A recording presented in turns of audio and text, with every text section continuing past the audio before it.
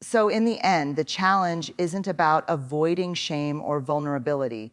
It's about learning to face them with open hearts, honest voices, and resilient spirits. When we understand that shame is universal, that vulnerability is our greatest act of courage, and that we are not alone in our struggles, we unlock the power to live more bravely, love more deeply, and lead more authentically. Shame tells us to shrink, to silence ourselves, and to doubt our worth, but we don't have to listen. Instead, we can choose empathy over fear, connection over isolation, and truth over perfection. We can take off the armor, speak the unspoken, and show up exactly as we are, because the world doesn't need more perfection. It needs more people who are willing to be real. And when we dare to do that, when we choose to listen to shame not with fear, but with fierce compassion, we don't just change our own lives. We create the conditions for everyone around us to rise, to speak, and to live wholeheartedly.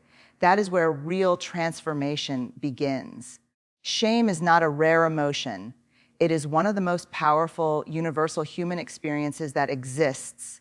Every single person, regardless of culture, background, gender, or belief system, has felt the cold grip of shame at some point in their lives. Brené Brown explains that shame is the intensely painful feeling or experience of believing that we are flawed and therefore unworthy of love, connection, and belonging. Unlike guilt, which is focused on behavior, shame is focused on self. It doesn't just say, I did something wrong. It says, I am wrong. This belief drives us to hide, to shrink, to silence ourselves in fear that others might see our perceived inadequacies. What makes shame especially dangerous is how it operates. It thrives in secrecy, it's stealthy, often unspoken, and lives deep inside us. You don't need to talk about shame for it to affect you. In fact, shame grows stronger the less you talk about it. It's the voice that says you're never enough, never smart enough, attractive enough, successful enough, thin enough, strong enough, good enough. And because this emotion is so universal, it often manifests in different ways depending on how we were raised, what society expects of us, or we think others value. Brown points out that men and women tend to experience shame differently. For women, it's often about appearance, perfection, and being everything to everyone. For men, it's usually tied to the fear of being perceived as weak. Yet, despite these different triggers, the core feeling of shame, that deep sense of inadequacy, is the same across the board. We try to hide our shame behind masks, behind achievements, behind humor or silence, but it always finds a way to seep into how we live, love, work, and lead. The universality of shame means that it's not just a personal issue, it's a cultural and collective one as well. By acknowledging how widespread and deeply embedded shame is in our human experience, we begin to understand why it has such a profound impact on how we see ourselves and interact with the world. Shame doesn't just hurt our self-esteem, it limits our courage, stifles our creativity, disrupts our relationships, and prevents us from being fully present in our lives. Understanding the distinction between shame and guilt is absolutely essential for emotional clarity and personal growth. Though they're often used interchangeably in everyday language, Brené Brown emphasizes that shame and guilt are fundamentally different emotions with drastically different impacts on our mental well-being and behavior. Guilt is the feeling we experience when we evaluate an action or behavior we've taken and recognize it as wrong or out of alignment with our values. It says, I did something bad. In contrast, shame internalizes the mistake and makes it about who we are as a person. It says, I am bad. This difference may seem subtle, but psychologically and emotionally, it's massive. Guilt can be a powerful motivator for positive change. It allows us to reflect, take accountability, make amends, and grow. It's rooted in empathy and connection. A person who feels guilt can acknowledge harm and still maintain a sense of self-worth. Guilt is behavior-focused and can drive us toward integrity, responsibility, and healing. Shame, however, is entirely different. Shame attacks the core of our identity. It doesn't just criticize what we've done, it calls in to question our value and belonging as human beings. It tells us that because we made a mistake, we are a mistake. Because we failed, we are failures. Because we feel afraid, we are weak. This emotional pattern becomes dangerous because instead of encouraging us to change, shame makes us want to hide, disappear, or numb ourselves. We withdraw from others, we shut down. We become defensive or aggressive, not because we are bad people, but because we are overwhelmed by the belief that we are not worthy of being seen or loved. Brown's research shows that shame is highly correlated with addiction, depression, violence, bullying, suicide, and eating disorders, while guilt is inversely correlated with these issues. That means guilt can actually protect against these destructive behaviors by keeping us grounded in who we are despite what we've done. In contrast, shame feeds a cycle of self-loathing and isolation that traps us in fear and silence. What's even more damaging is how society reinforces shame. From childhood, we are conditioned by cultural messages that attach our worth to achievement, obedience, attractiveness, masculinity, femininity, productivity. The list goes on. When we inevitably fall short of these expectations, the default response becomes shame rather than guilt. Instead of thinking, I made a mistake and I can fix it, we think, I am not enough and I never will be. This belief doesn't just affect how we see ourselves. It shapes how we show up in relationships, how we parent, how we lead, and how we create. One of the most transformative ideas Brené Brown introduces in her talk is the radical redefinition of vulnerability, not as a weakness, but as a courageous act of emotional exposure and authenticity. For generations, society has taught us that being vulnerable, showing fear, uncertainty, or emotional need is a sign of fragility, something to be avoided, hidden, or suppressed. We associate vulnerability with risk, with shame, with failure. But Brown turns that notion on its head by revealing that vulnerability is, in fact, the truest measure of bravery. When we allow ourselves to be vulnerable, we are stepping into the emotional unknown. We are risking rejection, judgment, and failure in the hope of something meaningful, connection, creativity, love, innovation, leadership, and truth. Vulnerability is the birthplace of every important human experience. You cannot love someone without making yourself emotionally vulnerable. You cannot lead without the vulnerability of uncertainty. You cannot create, speak out, or share your ideas with the world without the vulnerability of potential criticism or failure. Brown explains that in a world obsessed with perfectionism and control, embracing vulnerability feels uncomfortable, even terrifying. It goes against our instincts to protect ourselves from emotional pain. That's why so many people armor themselves with sarcasm, detachment, cynicism, or hyper-independence. But this armor, while it might shield us from temporary discomfort, also keeps us from fully experiencing joy, belonging, and meaningful connection. It numbs not just the pain, but also the potential for real happiness. And the truth is, we cannot selectively numb emotions. When we try to numb fear, grief, or disappointment, we also dull our capacity for joy, gratitude, and love. Vulnerability, therefore, becomes the key to wholehearted living, not because it guarantees us comfort or certainty, but because it invites us into authenticity. It asks us to be seen, to stand in the truth of who we are without the masks, without the filters, without needing to be perfect. In the workplace, vulnerability is admitting you don't have all the answers, but are still willing to show up. In relationships, it's saying, I love you first, or expressing a need even when you fear rejection. In parenting, it's letting your child see you make a mistake and own it honestly. In creativity, it's sharing your art, your ideas, your vision, without knowing how it will be received. Vulnerability is not the path of the weak. It is the boldest path we can walk. It requires emotional exposure, uncertainty, and risk, three things we often try to avoid at all costs. and yet they are the very ingredients required for courage to exist at all. Brené Brown powerfully illustrates that shame draws its strength from secrecy, silence, and judgment. It is an emotion that thrives in the dark, growing more powerful the longer it remains unspoken. When we experience shame, our instinct is to hide, to bury the feeling so deeply that we hope no one will ever find it. But this silence doesn't protect us. In fact, it fuels the very emotion we're trying to escape. Shame is a profoundly isolating experience. It tells us that we are unworthy, that we are somehow broken or different from others in a way that makes us unlovable. Because shame is so painful, we convince ourselves that talking about it would make things worse, that if anyone knew what we really felt, what we did, or what happened to us, they would confirm our worst fear that we are not enough. So we remain quiet, we keep secrets, we perform pretend, and try to pass as normal.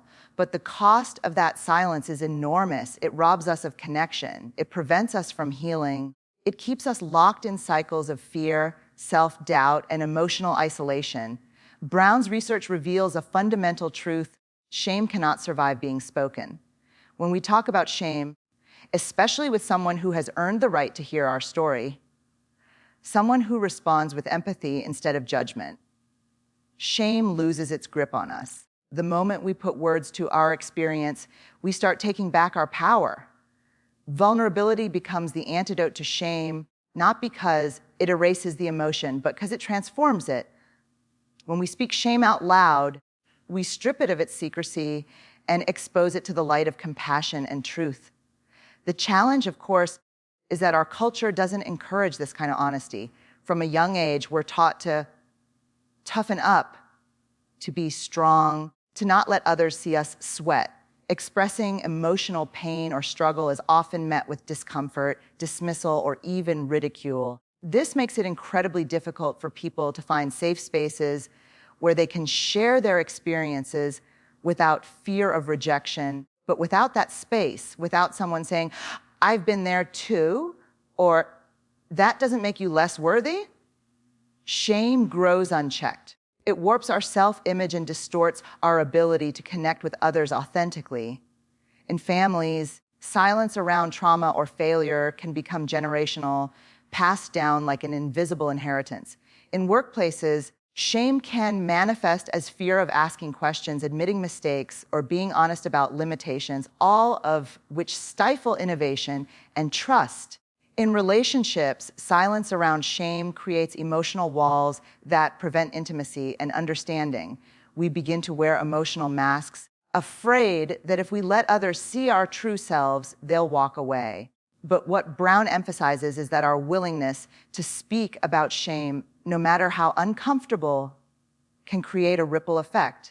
One honest conversation can give someone else the courage to share their truth. One act of empathy can begin to dismantle years of secrecy. And it all begins by breaking the silence, by naming what we feel instead of burying it, and by choosing to believe that our worth is not defined by our worst moments, but by our willingness to rise and be seen. One of the most human reactions to shame and fear is the instinct to protect ourselves, to put on emotional armor. Brené Brown describes this process as the way we shield our true selves from being seen, criticized, or rejected. We create defenses, sometimes so subtly that we don't even realize we're doing it. But the purpose is always the same: to avoid the discomfort of vulnerability.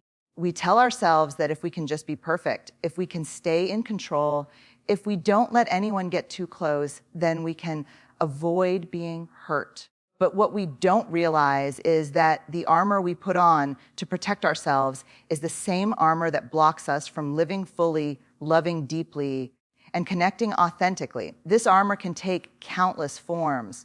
Some people turn to perfectionism, striving to do everything right so no one can criticize or blame them. Others use humor to deflect seriousness or truth. Some become overachievers, constantly producing, proving, performing to earn worthiness. Others disconnect completely, shutting down emotionally, avoiding closeness, pretending not to care.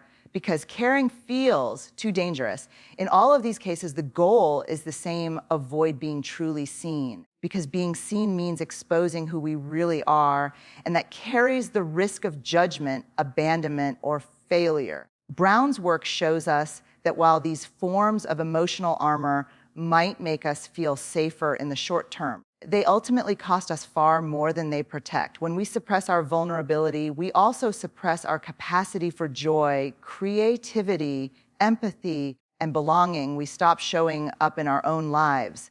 We lose the opportunity to be known and loved for who we are, not just for what we achieve or present to the world. What's more, the armor becomes heavier over time. It limits our growth. When we rely on avoidance or control as coping mechanisms, we stunt our emotional maturity. We start organizing our lives around what will feel safest rather than what will feel most meaningful. We become obsessed with certainty, image, and outcomes instead of embracing the messiness and unpredictability of real human experience. Vulnerability is uncomfortable, yes, but it's also where growth lives. It's the space where trust is built, where resilience is formed, and where courage is exercised. In leadership, armoring up looks like refusing to admit mistakes or pretending to have all the answers. In parenting, it looks like hiding our own fears from our children instead of modeling healthy emotional expression. In relationships, it means keeping parts of ourselves hidden because we fear they'll be judged or rejected. These patterns are deeply ingrained, often learned over years of reinforcement from families, schools, and society at large. We're told that vulnerability is dangerous, that emotions are weakness, that asking for help is failure. So we wear our armor with pride, never realizing that it's slowly suffocating our authenticity and potential. But the truth is, the armor doesn't prevent pain, it prevents connection.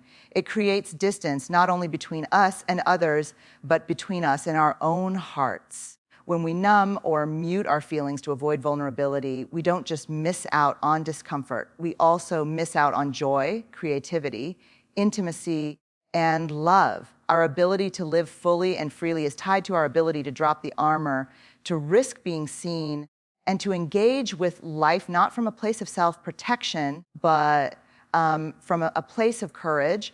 One of the most empowering insights from Brené Brown's work is that although shame is deeply painful and universal, we are not powerless against it. We can build something she calls shame resilience, the ability to recognize, confront, and move through shame in healthy, grounded, and emotionally intelligent ways. Shame resilience doesn't mean we eliminate shame from our lives completely. That's impossible. Instead, it means we develop tools and awareness that help us recover from it more quickly and allow us to respond rather than retreat or self-destruct. At the core of shame resilience is awareness, the ability to recognize shame when it's happening. This may sound simple, but shame is an incredibly sneaky emotion. It doesn't always announce itself. Sometimes it shows up as irritation, blame, withdrawal, or anxiety. It often whispers in subtle, toxic scripts like, "You're not enough," "You don't belong here," or "Who do you think you are?" To build resilience, we must learn to pause and notice when we feel small, flawed, or emotionally exposed, and then have the courage to name that feeling for what it is: shame. Naming shame is a powerful act. It disrupts its secrecy. It gives us control over the narrative we're telling ourselves. And it opens the door for empathy, both from others and from within. Shame cannot hold its power when it's spoken aloud in the presence of compassion. Brown emphasizes the importance of reaching out to someone we trust, someone who has earned the right to hear our story. This means not just venting to anyone, but confiding in someone who listens without judgment, who doesn't try to fix us, and who doesn't respond with shock, pity, or dismissal. True empathy, the kind that says, "Me too," or "You're not alone," is like kryptonite to shame. Another essential component of shame resilience is reality, checking the stories we create when shame takes hold. Our brains are meaning-making machines, and in moments of vulnerability, they often generate worst-case scenarios. We might think, because I failed at this project, I'm a failure as a professional, or because my relationship ended, I'm unlovable. These stories feel true because they're emotionally charged, but they're usually distorted. Shame resilience involves asking, what am I really feeling? What story am I making up? What facts support this, and what might contradict it? This process, known as narrative reckoning, helps us separate fact from fiction and reclaim our emotional balance. Additionally, shame resilience requires self-compassion. This means treating ourselves with the same kindness and understanding we would offer a friend. Instead of berating ourselves for feeling inadequate, we can remind ourselves that imperfection is part of being human. We can learn to talk to ourselves gently, to validate our pain without letting it define us. Brown reminds us that self-compassion is not a luxury, it's a necessity. Without it, we stay trapped in the loop of shame and unworthiness. Culturally, building shame resilience also involves resisting societal narratives that reinforce shame, especially those rooted in gender norms, beauty standards, productivity culture, and unrealistic expectations. Women are often shamed for not being enough, not thin enough, nice enough, nurturing enough. Men are shamed for being too much, too emotional, too soft, too vulnerable. Breaking free from these scripts requires both internal strength and external support. It means challenging norms, setting boundaries, and creating environments at work, at home, in our communities, where people are valued for who they are, not how well they perform or conform. Ultimately, shame resilience is a skill. It's a practice.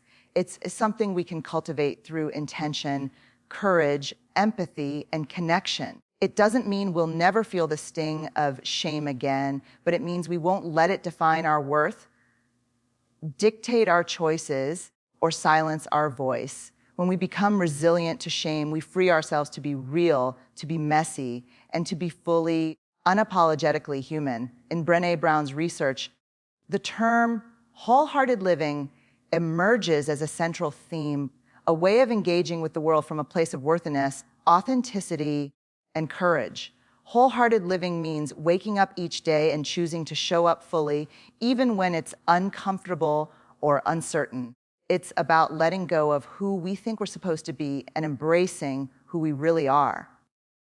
But according to Brown, this kind of life isn't possible without one key ingredient: vulnerability. It is the entry point to living with depth, connection, and meaning. Embracing vulnerability means choosing to be seen. It means allowing others to witness your truth, not just your strengths and successes, but also your fears, your flaws, your failures, and your desires. This can feel terrifying, especially in a world that often rewards perfection and punishes perceived weakness. But wholehearted living demands that we take that emotional risk. It requires us to open ourselves to uncertainty, to release our obsession with control, and to stop hiding behind masks of performance or approval seeking. Brown discovered through thousands of interviews that the people who live most joyfully and authentically aren't the ones with the least shame or the most confidence. They are the ones who accept that vulnerability is necessary. They don't pretend to have it all together. Instead, they lean into the messiness of being human. They take chances, even when they might fail. They love wholeheartedly, even if their hearts might be broken. They speak their truth, even if it risks rejection. These people have learned to live with their whole hearts, not by avoiding pain, but by allowing themselves to feel it and move through it. Wholehearted living also means redefining what strength looks like in our culture. Strength is often associated with stoicism, never crying, never admitting fear, never needing help. But Brown challenges that narrative. True strength, she argues, is the willingness to be vulnerable.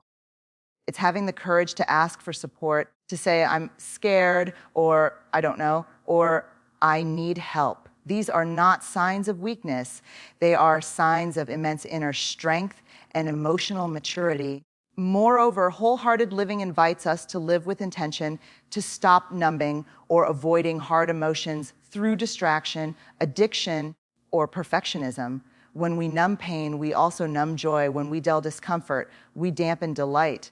A vulnerability brings us closer to the full spectrum of human emotion. It invites us to feel deeply, to love passionately, to dream boldly, and to grieve honestly. Without vulnerability, we become emotionally detached, going through the motions of life without really engaging in it. In relationships, embracing vulnerability is what creates intimacy. It's what makes trust possible. It's saying, this is who I am. Can you still love me here? In creativity, it's daring to put your work out into the world, not knowing how it will be received.